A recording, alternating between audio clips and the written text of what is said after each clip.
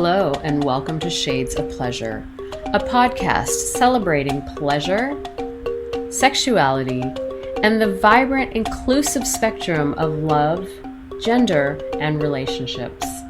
I'm your host, Mo, and with me are my co-hosts, Melissa, Wayne, and Kelly. And together we hope to dismantle tropes that no longer suit us and change the narrative towards more authentic living.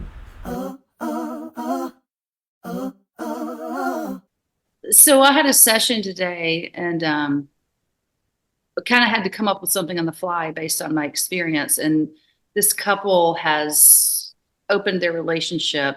And while they did do some front loading around it, it's all going so beautifully and so smoothly that I was like, okay, what protocol do we have in place for if something looks different, feels different, there's a rupture, anything like that? And they looked at me like deer in headlights. And so just sort of on the fly, I came up with a few categories of things to look into, to make agreements around. And yeah, I'll read them out to you now. And maybe we can pick one of those to get into. Aftercare with each other, aftercare with their paramours, whether or not and how they support each other if there is a rupture with a paramour, jealousy, and really trying to not be reactive with jealousy so that their partner has to do something actionable, and then paying attention to their own sex life. Yeah. So those were like the 5 tenets we came up with, but again, it was on the fly, so I feel like there could be more, but also those were all interesting to me. Can you share just a little bit about aftercare with each other? Kind of give some context. Is that like after a rupture or? No, just after an overnight, after a date, after anything, just after a connection with Gotcha. someone else. And we talked about how, any 5 of those I could go pretty. Okay. I was actually thinking to go into aftercare because I think aftercare itself is not a new term, but a newer term for a lot of people to really kind of hear it in that way. To like, what is after? Because I have been asked on several different occasions, what is aftercare? I've never heard of aftercare, and I think that's a great one, especially, and that works across the board for any dynamic in any relationship. So I think that would be a good one. I don't know what you guys think. So yeah, I think I'm down for all of them. Yeah, I'm down for it. Let's do it. Yeah, aftercare. I mean, you said newer term. I know, like it's not necessarily a newer term in like the kink and BDSM communities, but surprisingly, yes, in like the swing communities, or it's not also a newer term in polyamorous, but in the swing communities, it is. So, and anyone, I guess, who doesn't fit particularly in the swing or polyamorous communities, also. I think it's a newer term in monogamous relationships as well. Yeah, because aftercare can be a weekend with the in-laws. Aftercare can be driving home after a party. Aftercare can be after attending a retreat, after attending a conference. Like, it's becoming a kind of very popular thing people are talking about now, that mental health has sort of like taken a forefront in so many people's lives that but yeah, I think it came from like the kink and BDSM community around caring for someone who was in a subspace. Yeah. Right.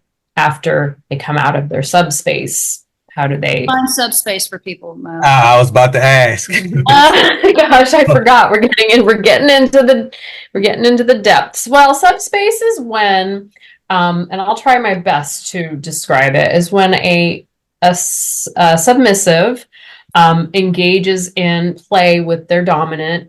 And a lot of that play can be so intense, either physically, physiologically, emotionally, that the submissive feels these intense feelings. Like, typically they're extremely euphoric, but they're so intense that afterwards there is a major crash, and that person can feel extremely vulnerable, sensitive, emotional. It's like everything, what goes up must come down. And so it's kind of like coming off of a pretty serious drug. And so aftercare is what the dominant person, who is the one that's inflicting the power dynamic, who is in charge of the power dynamic, whether that power be a physical power or an emotional power, it is falls on the dominant's plate to be the one that sort of like provides this aftercare, to care for the submissive in that time, in that space.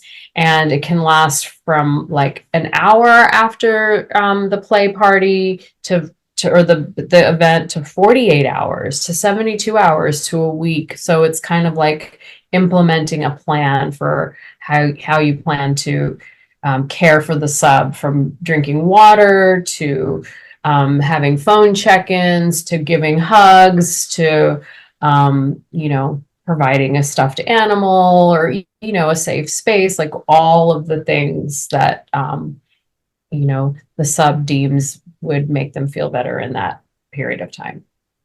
Yeah, and that's great. And that's where it came from as far as like BDSM and kink, but it has become a much more widely used word or term. And I think it can be around everything. I mean, if somebody has a girls' night out or a boys' night out or a night out with friends or whatever, come in, there's just a check-in, like, hey, what's up? How was it? Do you need support? Were there, just a check-in basically is all it is. Aftercare is so powerful because anytime we experience a transition, like I experience it when I travel somewhere and I come back home, right? And I always am like, assimilation is muy difícil. When I get back, it's like so hard to assimilate back into culture, irregular culture. Yeah, and I feel like even when you come home from visiting your parents, I feel like I want to do some aftercare. Like, hey, what was the trip like? What was it like? How are you doing? Mm-hmm. So we do it for friends that we know what's difficult for them. Yeah, just check-ins. Yeah, I actually I've implemented that in just my conversations with my clients about just transitioning, right? That aftercare for, like you said, that's a big one, right? Honestly, like coming back from trips, I don't think that people understand how hard it is to transition back to your life after coming off of a trip. It is like, and it can be so, because you come back and now you back in your life, and now you feel a little irritable, you can feel a little down, you can feel sad. And if you're in a partner relationship, your partner can now get to be the recipient of some of those emotions and feelings because you didn't even know that you had them or don't know how to express them, and just not even checking in with one another. So I think that is a big one. Yeah, you're like a changed person afterwards, right? You go and have these experiences and then you're a changed person and you've got to go back to the normal state. And that's where aftercare is the most important. It's like that transition period. Yes. Yeah. You mentioned that you have a word in the list, Kelly, and it was about rupture, but it made me think of aftercare too, where it says acknowledge. And I know for me, aftercare is as simple as that. It's like this acknowledgement of the experience. I mean, especially if we're talking about maybe, two people engaging or something, or more people engaging. It's like acknowledging the experience that we just had together and anything that might have come out from that, because that's I mean, surprisingly it's simple, but it's not something that often happens, especially like in the dating scene or whatnot. There's just kind of like you do the thing and you go on about your life, and there's not always a lot of acknowledgement. And I think the other thing that comes up for me, a good important element of aftercare is connection. It's just this way that we can keep the connection, that we can feel the connection between us. Yeah. So it really encourages that. It's making the implicit explicit.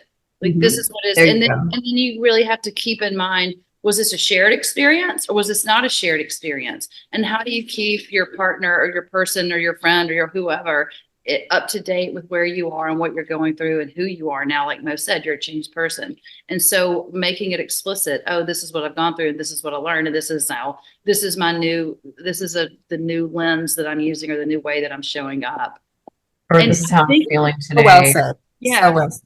And I love that you said making the implicit explicit. Yeah. I literally was talking about that in supervision today, and I was like, yeah, our job is to address the elephant in the room. Like always address the elephant in the room. And that's kind of the same thing. It's like you just came back from a date with your partner and we're just going to try to act normal and cook dinner and like act, as opposed to like, let's have a system in place. Let's have a plan. Like, Yes. should we be talking about this?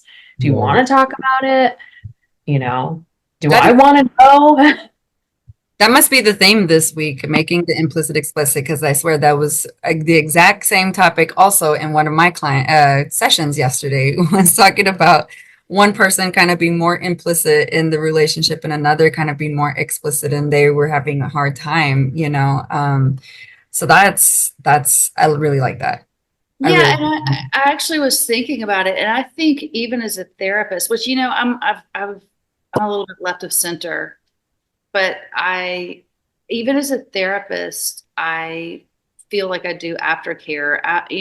We do our consult and then we have our first session, and I have on multiple occasions reached out to someone the next day and said, "Hey, are you having a vulnerability hangover? How are you doing?" And I'm now realizing, oh, that's aftercare. That's aftercare for me as a therapist, making sure somebody. Wow. Yeah, I love that. Now, That's great that you do that. I got Really. I got to implement that. Yeah, I got to add that to the repertoire. Yeah, and I'll literally say that. I'll say, "Hey, are you having a vulnerability hangover? How are you doing?" Because I think that term cracks me up. I think it's hysterical.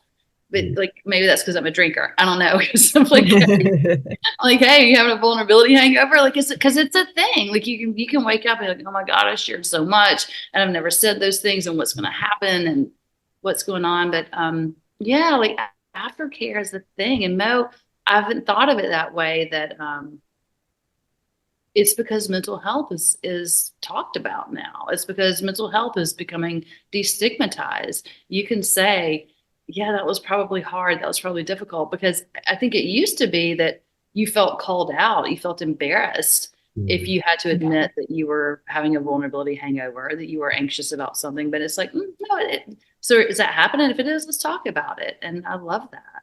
Yeah. I think a huge space that aftercare isn't talked about, which it could be, it actually should be, and we need it, is in the casual sex world. Because a lot of times when we're having casual sex and you can walk away and having this feeling of lowness or whoa, no, woe is me, what did I do? I feel used and all those kind of things. And if we can just, really just start to think about, if I do have a casual experience, I would love to feel cared for in that experience as well, so maybe we can just start to discuss that before the casual experiences to happen, and that's something we can ask for. And I think that could be just a change, a game changer for casual sex. Absolutely. What is Yeah. that specific? Oh, go ahead now. I was just thinking about that. That's so profound because you can get aftercare from your friends, your family, but the aftercare that you received from the person that you had the actual encounter with is going to be more profound for you, right? I think more healing in terms of, being a container for emotions and whatnot. It's interesting. Yeah, I'm curious. Because this is again something I've been talking with a client about recently. So it's crazy how that happens. Maybe we bring it to the table. I don't know. But Wayne, as you say that, how do you see that manifesting, or what do you see that looking like? Well, for one, casual sex. Yeah. Well, for one, I feel like it can help in our discernment and who we have sex with, right? Because if someone isn't available to give that to me and I know that's what I need, then that's probably not somebody I should be having sex with. So that can kind of help you have more healthier sexual connections with people.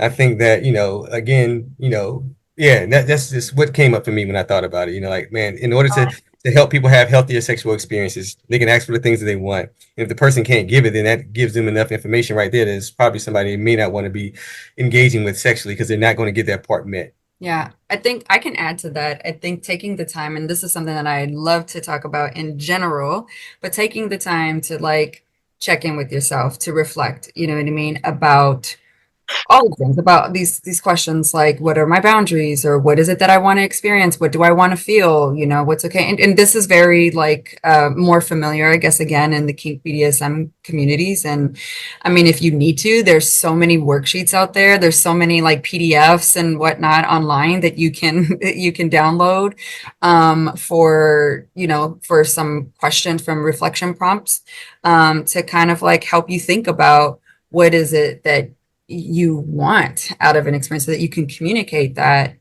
to the people that you're engaging with.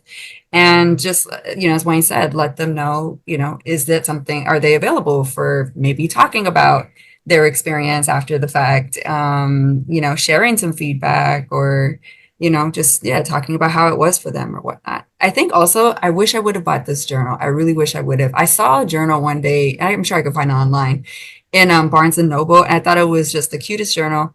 And it was a journal specifically for dating. So your dating experiences, to reflect on your dating experiences. And it had a lot of again, journal prompts and reflection questions, so that you can have very intentional dating experiences. Yeah, I've been saying that forever. I think our general dating pool, or general dating, is so unethical, right? I mean, it's Unethical non-monogamy. it is unethical non-monogamy. I mean, if people just followed the rules of ethical non-monogamy in dating, because that's what dating is, it's a form of non-monogamy, then we wouldn't be having all of this ghosting and the games people play. All the games are because the rules are so skewed, right? People, and then there's so much stigma around being caring and having, there's stigma around catching feelings, it's literally called, oh no, you're catching feelings. What? Yeah, we're human beings. We have feelings. Yeah. Yeah, you just touched on so many things right there. And this is a lot of times when I'm having clients and they come to me about non-monogamy, they come to me talking about creating boundaries or opening up, whatever.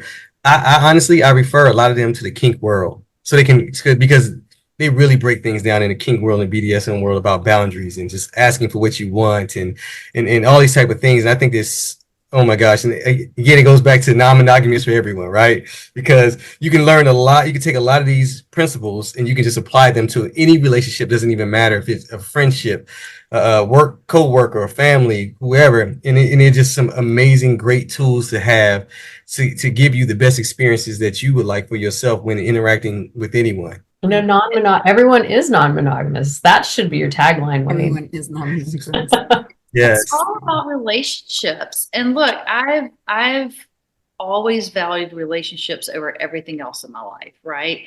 But we're in relationship to everything. We're in relationship to our money. We're in relationship to our family. We're in relationship to our job. We're in relationship to our couch. We're in relationship to everything. And to understand where you sit in all of that and how to keep that healthy is important. Yeah, absolutely. That's what Wayne was just saying brought up for me. Yeah. So what would an aftercare plan look like for a polyamorous couple or a consensually non-monogamous couple like Kelly's couple? I mean, I think Kelly just broke it down earlier with sharing that list, pretty much. I mean, and that, that's just a very small, basic starting point, a great starting point that I think people can use. What was it? We're getting it now, but about aftercare, about how do we want to, our protocol for dealing with any type of ruptures that will come up. Emphasize the will. Absolutely, right. The only reason they won't come up is because they're not making the implicit explicit. Right. So we're avoiding now. So yes, we just want to avoid the elephant in the room. They're avoiding, then they're not going to come up. Yep. And if we want to include, whether or not we want to include, or what that will look like, support for our paramours, ruptures around paramours. Is that what it's? Yes, I think I read that right. Jealousy or any other difficult emotions that might come up, and how we want to, any type of protocols that we have to, have the difficult conversations, to share the difficult feelings and whatnot. And then nurturing your relationship. If you have a primary relationship or relationship you're already in, or whatever relationship that is outside of the other ones that you're talking about, making sure that what's that? Anchor. There you go. Anchor partner. Hashtag anchor partner. If you, wanting to nurture the relationship that you're in as well, that particular relationship that you're in, including your sex life. So I think that's a really great starting point. Well, so we kind of covered the first one, the aftercare with your partner. So let's just go down the list. The next one would be aftercare with your paramour.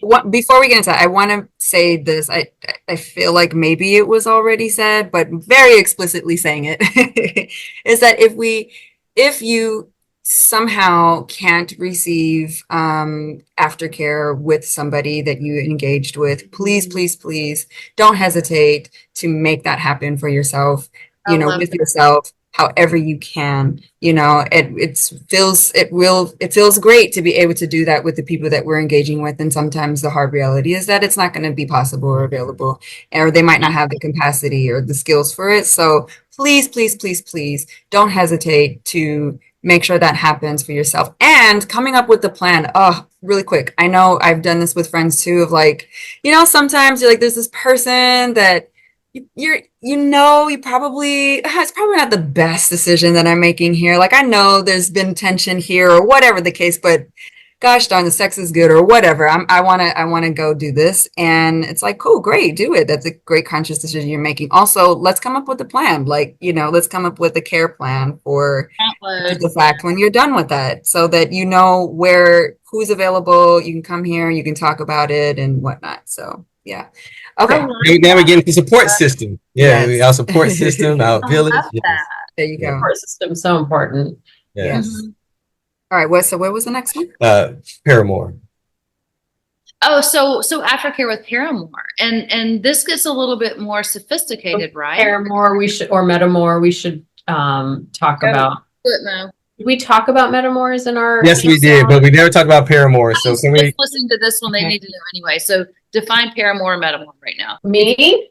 Yes. Yeah. So a metamour would be like, if I was involved with Kelly and Kelly had another partner and I was not involved with that partner would be my metamour. And a paramour is just somebody that you're involved with. And what was someone that I was? Oh, yeah. Okay, you covered it all. Okay. So, but it becomes more sophisticated at this point, right? Because if you do have an anchor or a primary, and look, I'm coming at this with the lens that I saw my clients today, right? And they are a couple and they're together and they're primaries or anchors, and then they have their other partners. And so when they come back together, whatever aftercare they have set up with their paramours or their metamours that's going to affect the way that they're showing up at home, right? Whether they're distracted, whether they can connect, whether they can't. And so it becomes more complicated. Like, you want to show up for that person, but you're physically with another person. So that one becomes much more sophisticated. Yes, that is so true. And especially because, your partner who is at home, who didn't go on a date, can feel like you're not being present once you get home. Like, wow, you just spent time with this individual. Like, what about me now? I may need some aftercare being at home, because I've been here, waiting for you to get here. And now you're texting, that you just left the space and now you're still in the space while, so many. So how do we care for, in that case, one another, right? Because you may need aftercare because you've just come back from a date and no telling how that went. And that may need aftercare because I'm at home. Everyone needs aftercare today. All three of you need aftercare today. That's why this is exactly why I had this conversation with them. And like, it's very sophisticated. And like Melissa was saying, these were just opening lines. Yeah. Like, you got to sleep on it. You got to think about it. You got to have some experiences. We got to figure this out. Yeah. It's funny. I don't know if you guys follow Decolonizing Love on Instagram. She posted a meme today, or they posted a meme today, I guess, because it's a few people run that account, but they posted a meme that like some of your days as a polyamorous person is going to be taking care of one partner and then in the evening taking care of another partner. Like, that literally was the post today. And that's what you guys are talking about, right? Like, some days it's going to be all about what looks like aftercare, right? Like caring for one partner and then potentially caring for another partner and then asking one or both partners for care for yourself. Mm-hmm. And that sometimes that's that's what it is. Yeah. Yeah. I think what could be also, this is kind of a side note, what could be helpful with all of that is just informing, like just being informing with everyone that's involved, you know, to kind of let them know. Because I know that's a mistake I used to make, was like just trying to, and I think that part of that is just part of my personality and like the way that I process or am in this world of very internalized. So I would forget to like say out loud, again, make explicit, you know, inform Wayne or anyone else of like what I was doing.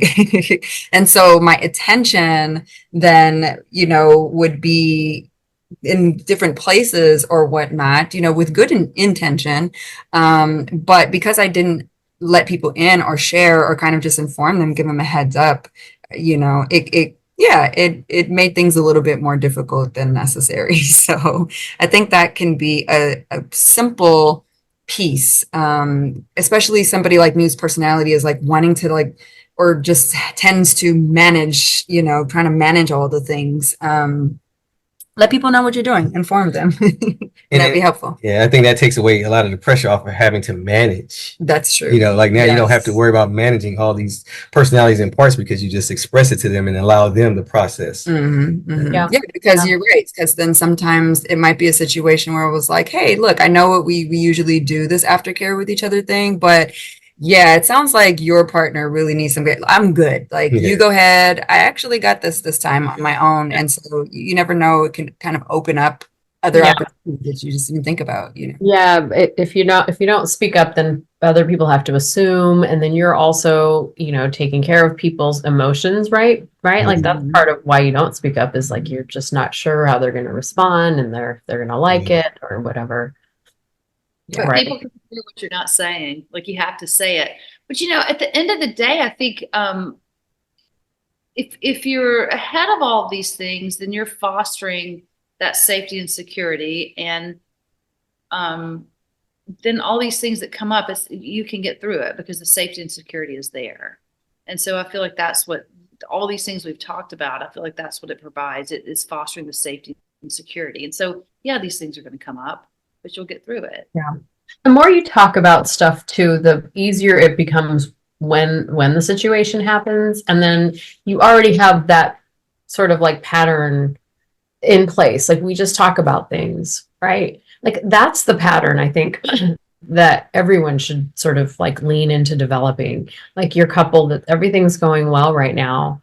And so they're talking about it, right? They're talking about preparing for the future, which in and of itself is going to give them that tool of we just talk about everything, right? It was hard because I was trepidatious. It was like, it's going great. I don't want to poke the bear. I don't want to make problems where there aren't problems. And also, what are we going to do with our time? Let's go ahead and front load when those problems occur, because they will occur eventually. Yeah. So But then also trusting that whatever comes up when it comes up, I mean, that it's, you know, it's there for a purpose. Like it came up. So great, let's do it. Even if it is poking around a little bit, you know. So but I mean, you know, that I feel like part of the reason they come to us is because we do have experience and we do have knowledge. And so I was like, okay, I'm going to bring up some things that may not be comfortable. I'm not trying to burst your bubble. We just Yeah. need to talk about it. And they were more than happy to go there. It's like, oh my God, that's a great question. Oh my God, I haven't thought of that. And so we've just sort of front loaded a jumping off point. They may get there and realize what we agreed to isn't correct, but they've got an agreement. So there's that. There's at least that fundamental foundation of, okay, we have an agreement for if X, Y, or Z comes up. I was waiting for you to go there, Kelly. I was waiting for you to go to front loading. I was waiting. It was coming. Yes, I That's love, one of my favorite I words. love it. I love it. I love it. Every time I say that word, I think of Kelly. yes, me too. That's just your word, Kelly. We all think I about love you. it. I'm sorry. It works for me in the way I practice. Yeah. Kelly, do you have a any kind of way that you guide your clients into the actual like in the moment process of thinking about agreements, you know, or coming up for agreements with each other? Like how do you for somebody who's never done it, how do you get started on that? Like practically Well, actually. look, I'm just going to stick with today's session because that's fresh on my mind. I asked a few questions. They said they were good questions. I said, is this a good place to go? And they said, yes. And I was like, okay, hold on. I said, I feel like I just hijacked this session. Cause I always think my client sessions, choose your own adventure, right? I was like, had I not just brought that topic up, where would we be going otherwise? And, they said, no, like, just like we told you when we scheduled, we have some exciting news to tell. But now that you're saying this, yeah, that seems correct. And so, this is all really new for them. And I said, yeah, this particular way of being in relationship is new, but relationship isn't at all. And so if we're going to talk about jealousy, what was it like for the two of you? And so we just sort of have to expand that. And we dealt with a lot of hypotheticals, which is I'm 50-50 on hypotheticals, but for this situation, that was correct. And so since I know them so well, and since I've walked with them through things, if they were sort of stumped, I was like, okay, well, let's take this situation. I feel like X emotion was present here. How would we deal with that? How did y'all deal with that? Now, how do we put that in the bigger context of what's going on now? And we just did really big picture, basic. Does that answer the question? Yeah, it does. Also, I wanted to ask Wayne this, but you can pitch in too. I guess what I really wanted to know was any tips or guide for someone who's doing it on their own, like if they're not in session with a therapist that has lots of experience that can guide them in it. Like, how would somebody get started on this type of conversation? Do you have any thoughts, Wayne? I feel like you're really good at this too. Go ahead, Kelly. Go ahead, Kelly. I mean, I feel like we just gave them the 5 things to consider. Okay. They don't have to, they can consider those without talking to another person. Great. And agreements can change, right? With the caveat that, like, if something doesn't feel like it's working, you can always bring it up and say, hey, like, maybe we need to revisit this one. I was about to say that we can always come back to the table to renegotiate agreements because we change. Emotions change. Yeah. It's simply jumping off points. But no, Melissa, if someone was going to do it on their own, I think I would give them those 5 tenets, those 5 bullet points. Answer these questions. Yeah. And see what comes out. Yeah. Awesome. I love it. Man, I feel like this right now when I was listening to you talk, Kelly, and I just listened to the 3 of you speak, I think like, wow, people don't even understand what they're getting here. They're getting years of expertise, first and foremost, from 3 licensed therapists. And so they're getting therapy without having to go to therapy because they're understanding the process, how to process, how therapy works. And to some extent, some of the conversations that have been brought up, and it's amazing. This is priceless, for people who actually find this and listen to it. I think it's amazing. It's funny that you say that, Wayne, because I was, like, I think everything evolves as it happens. And like, initially it was like, oh, we're starting this podcast and we're going to talk about consensual non-monogamy. And then last week, when I posted last week's one, I wrote 4 sexologists get vulnerable about their thoughts around, because we started the talk with Kelly talking about swingers. And so I was like, actually like that tagline that 4 sexologists get together and we talk about the nuances of relationships and our relationship to those things, So that might be the new tagline for us. I like it. Yeah. Yeah. Because that is the truth. And I'm even that way as a therapist. Like, I'm that way all the time. Like, it's really hard for me to compartmentalize one part of myself so much that it's not just how things come out in conversation. And so, yeah, I think it's. And I love that about you, Kelly, because from the day, this is a side note, everyone, from the day that I met you, I really admired that about you.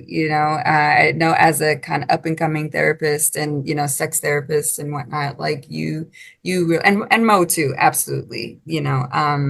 But you helped you were like, hey, listen, this is what it is. Who I am. Yeah, this is who I am. And clients will appreciate it, if you can lean into it. And they're going to like it or they won't. Yes, exactly. I always say they're going to like it or they can like it or love it. Or love it. Yeah.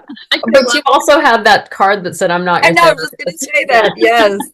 Yes. I loved it. Did you ever see that card? I'm not Yes. your therapist, and the tiny fine print at the bottom, but I could be. Yes.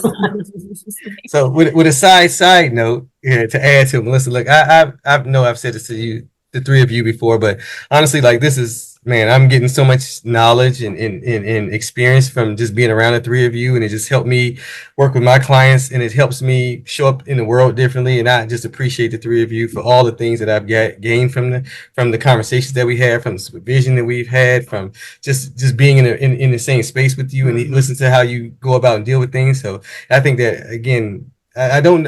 When I talk about the three of you, when I talk to people, I talk about like, man, I know three really good therapists who are progressive, who think outside the box, and are going to bring us just a totally different look and help you reframe a lot of the ways that you see things. I promise you, it's going to be so helpful if you are open to it.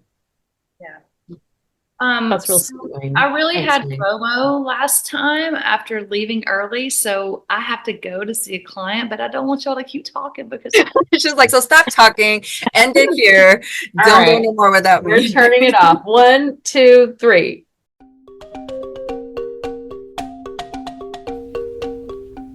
Thank you for listening. Shades of Pleasure podcast is currently unsponsored and is brought to you by Los Angeles Sex Therapy and Last Collective in partnership with Shades Therapy and Shades of Non Monogamy. To support our endeavor so we can continue to bring this pleasurable content, please visit our Substack at shadesofpleasure.substack.com. Thank you for listening, and until next time.